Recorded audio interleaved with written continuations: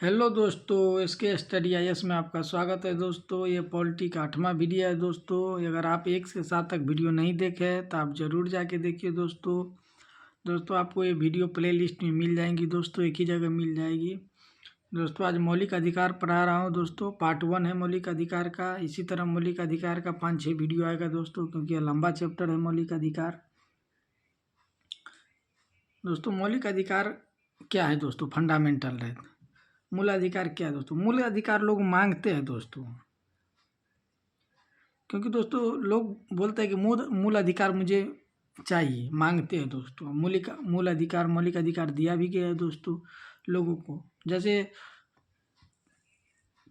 दोस्तों मान लीजिए कि सबरीमाला मंदिर में महिलाओं को प्रवेश नहीं करने दिया रहा था, लेकिन उसका वो मूल अधिकार है, इसलिए वो मांगते हैं कि नहीं, मुझे प्रवेश दिया जाए। जैसे किसी बच्चे को स्कूल में पढ़ने से मना कर दिया जाए अगर सरकारी स्कूल में, तो उसका वो मूल अधिकार है दोस्तों। 6 से 14 वर्ष के बच्चे हैं, उसका मूल अधिकार है, तो मूल अधिकार मांग सकते हैं दोस्तों। तो राज्य शासन के सामने व्यक्ति को दोस्तों कुछ कार्य करने की स्वतंत्रता दी जा रही है, या फिर जो सकारात्मक सुविधा प्रदान की जा रही है, उसी को हम अधिकार कहा गया है दोस्तों। उसी को अधिकार कहा गया है दोस्तों, मूल अधिकार।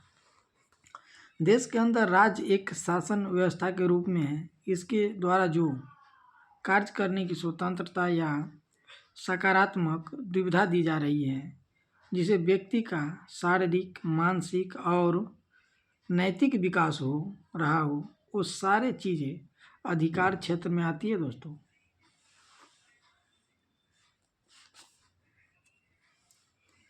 राज्य की जगह राष्ट्र शब्द का उपयोग इसलिए नहीं किया गया है क्योंकि राष्ट्र पूरे देश को कहा गया है दोस्तों। राष्ट्र का मतलब पूरे देश हो जाता है दोस्तों, है, लेकिन शासन क्षेत्र के हिसाब से अलग अलग होता है।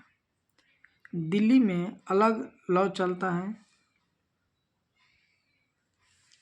बिहार में अलग, यूपी में, अगर बंगाल में और मणिपुर में दोस्तों अलग।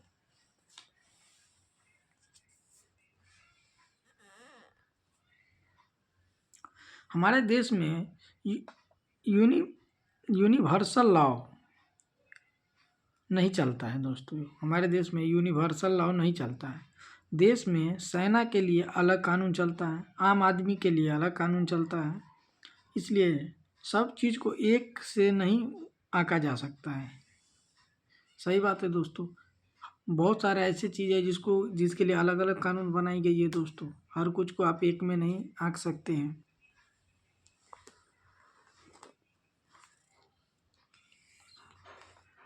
लास्की के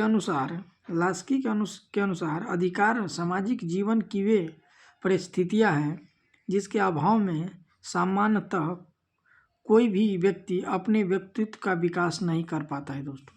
सही बात है दोस्तों। परिस्थितियाँ ऐसी खराब हो जाती है। आज भी देखते लोग, गरीबी अमीरी के जो समानता है दोस्तों, डिफरेंस है दोस्तों, बहुत ज़्यादा है दोस्तों। कोई इतने अमीर है, कोई इतने गरीब है, आज भी देखने को मिलता है। जिसके पास पैसा है बहुत पैसे हैं, जिसके पास पैसा नहीं है बहुत कम पैसे हैं, खाने की 2 वक्त की रोटी भी नहीं खा पा रहे हैं दोस्तों। मूल अधिकार और मूल कर्तव्य में क्या डिफरेंस है दोस्तों? मूल अधिकार जो है वो आप मांग सकते हैं, जो आपको दिया गया, आपकी ये राइट है दोस्तों। अब मूल कर्तव्य है दोस्तों, वो आपको निभाना पड़ता है।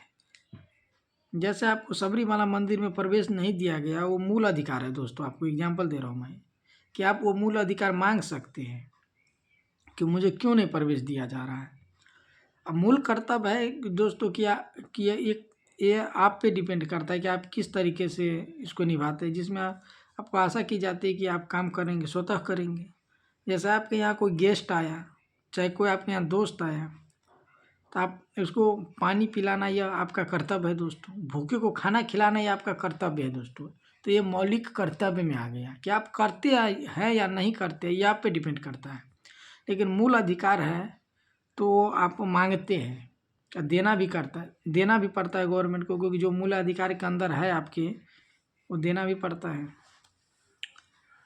तो दोस्तों मूल अधिकार आप मांगते हैं कि मुझे चाहिए, मूल अधिकार मांगे जाते हैं। एग्जाम्पल में सबरीमला मंदिर में प्रवेश को लेकर महिलाओं ने अपना मूल अधिकार मांगा कि मुझे मंदिर में प्रवेश दिया जाए। वहीं दोस्तों मूल कर्तव्य का एग्जाम्पल देख लीजिए आप। मूल कर्तव्य आप निभाते हैं जिसमें आपने आशा की जाती है कि ये काम आप स्वतः करेंगे। जैसे गेस्ट को घर आने पर पानी पिलाना, यह आपका कर्तव्य है दोस्तों।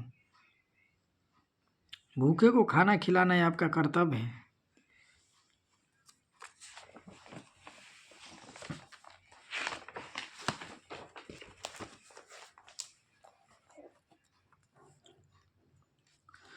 अधिकार के आवश्यक लक्षण क्या होते हैं दोस्तों?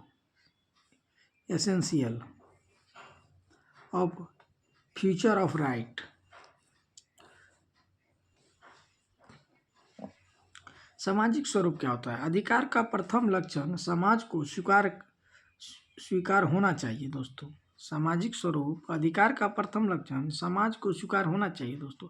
कल्याणकारी स्वरूप क्या होता है दोस्तों? स्वतंत्रता और सुविधाएं जो व्यक्ति को विकास में सहायक हों।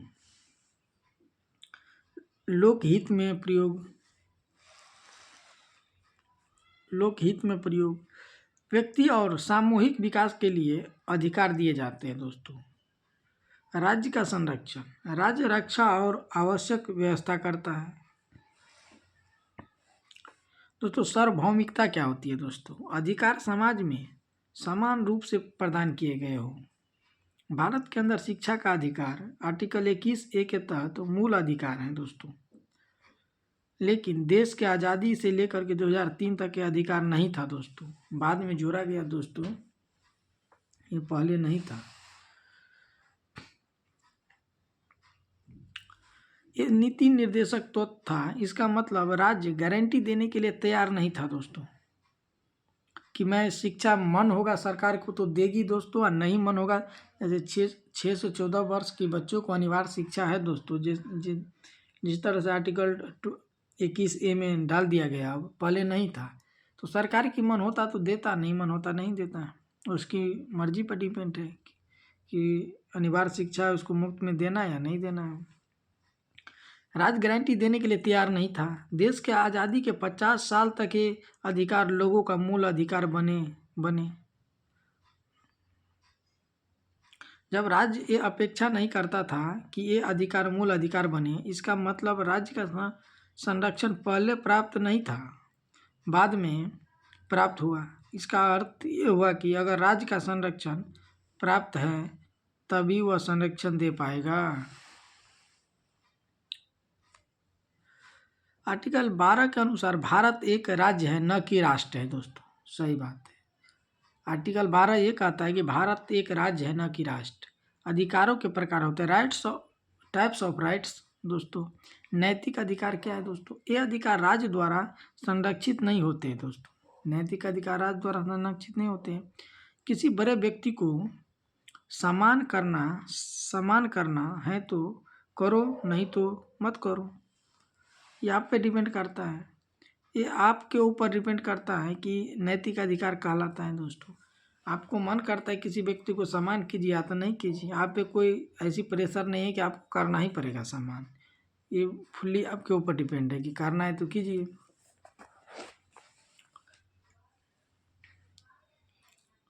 कानूनी अधिकार दोस्तों क्या होता है? तो राज्य द्वारा कानूनी अधिकार प्रदान किया जाता है दोस्तों।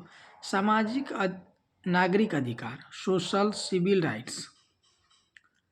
राजनीतिक अधिकार दोस्तों, पॉलिटिकल राइट्स। सामाजिक नागरिक अधिकार में ये समानता के अधिकार की बात करता है दोस्तों। सामाजिक नागरिक अधिकार में ये समानता के अधिकार की बात करता है। इसमें राजनीतिक समानता और सामाजिक समानता, आर्थिक समानता है दोस्तों। स्वतंत्रता के अधिकार, व्यक्तिगत स्वतंत्रता, अभिव्यक्ति की स्वतंत्रता, संगठन की स्वतंत्रता, नैतिक स्वतंत्रता है दोस्तों। संपत्ति का अधिकार की बात करता है दोस्तों। शिक्षा का अधिकार, जीवन का अधिकार दोस्तों, परिवार का अधिकार, ये सब भी अधिकार ही है दोस्तों। राजनीतिक अधिकार दोस्तों, मत देने का अधिकार, निर्वाचन होने का अधिकार, सार्वजनिक पद ग्रहण करने का अधिकार, राज्य के विरुद्ध विद्रोह करने का अधिकार, ईटीसी दोस्तों, ये सब अधिकार ही हैं। डेमोक्रेसी, लोकतंत्र के अंदर धरना प्रदर्शन करना मूल अधिकार है दोस्तों, सभी मूल अधिकार में आते हैं दोस्तों। लेकिन अगर आप कानून व्यवस्था तोड़ते हैं तो आपके ऊपर लाठीचार्ज किया जा सकता है और इसके ऊपर कुछ भी अलग धाराएं लागू हो जाती हैं, क्योंकि पुलिस का मानना होता है कि आप शांति व्यवस्था भंग कर रहे हैं दोस्तों। डेमोक्रेटिक तरीके से आप कोई भी प्रदर्शन कर सकते हैं दोस्तों, धरना दे सकते हैं, आप जुलूस निकाल सकते हैं, लेकिन कोई अन्यथा ऐसा कार्य न करे जिससे आपके ऊपर कोई धाराएं लगे।